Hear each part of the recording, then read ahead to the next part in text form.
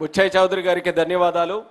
ఇదే తీర్మానాన్ని బలపరచవలసిందిగా గుంటూరు వెస్ట్ శాసనసభ్యురాలు సోదరిమణి గల్లా మాధవి గారిని వేదిక మీదకు ఆహ్వానిస్తున్నాం.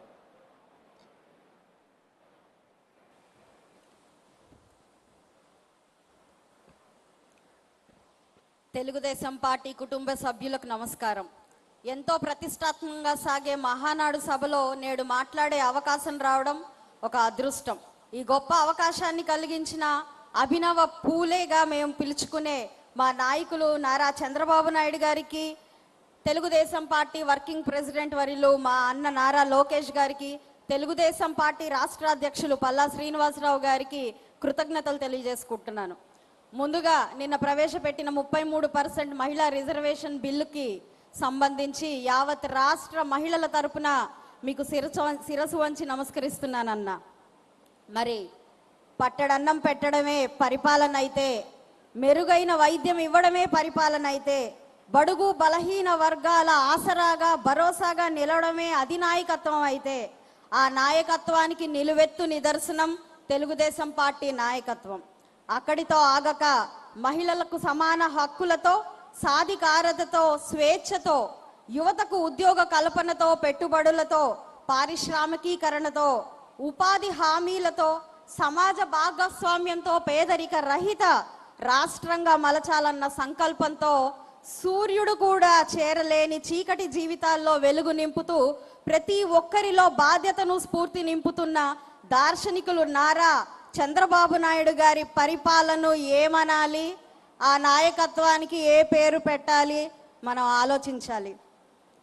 అయితే నారా చంద్రబాబు నాయుడు గారి పరిపాలనలో అంతా సంతోషాలే, అభివృద్ధే, సంక్షేమమే. హ్యాపీ హెల్దీ వెల్దీ రాష్ట్రంగా మన ఆంధ్ర రాష్ట్రాన్ని తీర్చిదిద్దడమే ఈ సమాజం అనే దేవాలయంలో కొలువైన దేవుళ్ళు ప్రజలకు ఆయన చేయాలనుకుంటున్న సేవ.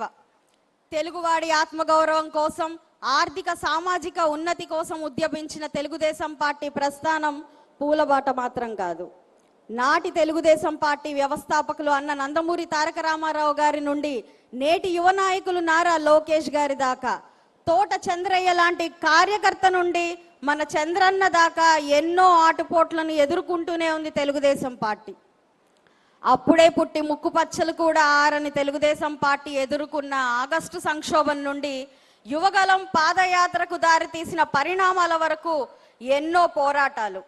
మన తెలుగుదేశం పార్టీ ఢిల్లీ అహంకారాన్ని, మోసాన్ని చూసింది.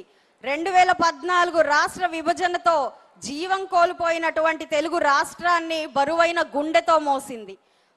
ఉచితాల ఎరవేస్తూ ఒక్క ఛాన్స్ అంటూ వచ్చి తెలుగు వారి ఆత్మగౌరవాన్ని దెబ్బతీస్తూ ఆంధ్ర రాష్ట్ర ప్రజలను వలసదారి పట్టించిన నాటి వెకిలి నాయకుని నియంత పరిపాలన చూస్తూ ఉండలేకపోయింది.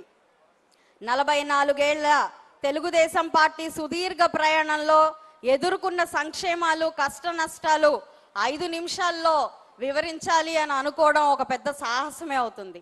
అయితే ఆడపడుచు కంట కన్నీరు పెట్టించి, అమ్మ కడుపు రగిలించి, ఆఖరకు తండ్రి సమానులైన చంద్రన్న కంట తడి చూసేదాకా వదలని నాటి పైశాచిక పాలన తలుచుకుంటే కొన్ని సంఘటనలు ఆవేదన కలిగిస్తే, మరి కొన్ని సంఘటనలు రక్తం మరిగిస్తాయి. నేటికి ఏ నాటికి మరువులని క్షోభను మిగులుస్తాయి. అయితే నిప్పుల కొలిమి లాంటి